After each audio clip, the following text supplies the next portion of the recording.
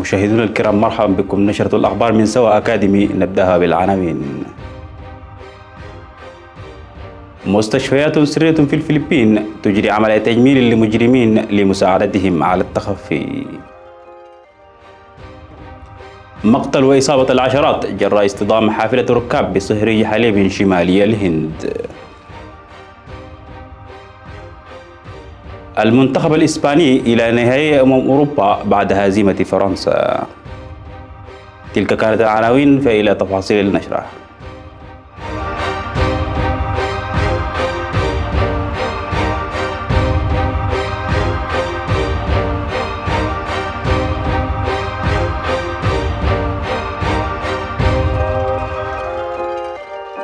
أفاد مراسلون في الفلبين إن مستشفيات سرية في البلاد تجري عمليات جراحة تجميلية لمجرمين وهاربين من القانون لمساعدتهم في التخفي والإفلات من الاعتقال وفقا لما تقوله السلطات.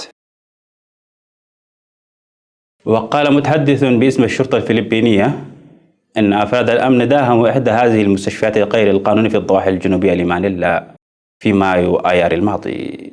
ومن المتوقع أن تغلق السلطات مستشفيين آخرين خلال الأسابيع المقبلة. وخلال مداهمة المستشفى في مدينة باساي قبل شهرين، تمت مصادرة أدوات استخدمت في عمليات زراعة الشعر وزراعة الأسنان وحقن تفتيح البشرة.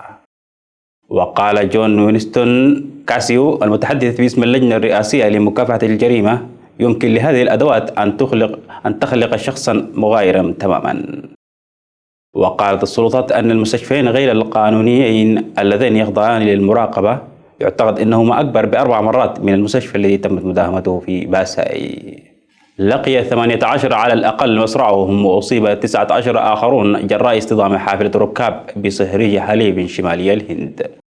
وقال رئيس الحكومة المحلية تعليقا على ما جرى أن الحادث يدمي القلب. وذكر شهود عيان من الأهالي أن الحافلة كانت في طريقها إلى العاصمة نيودلهي من ولاية بيهار الشرقية.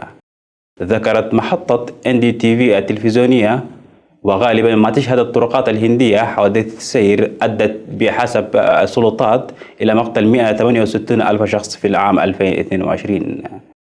وفي آيار مايو قضى ما لا يقل عن 21 شخصا وجرح أكثر من 50 آخرين عندما سقطت حافلة في وادي سحيق في كشمير الهندية. ختاما مشاهدينا الأعزاء، كانت هذه نشرة الأخبار من سوا أكاديمي، وإلى اللقاء.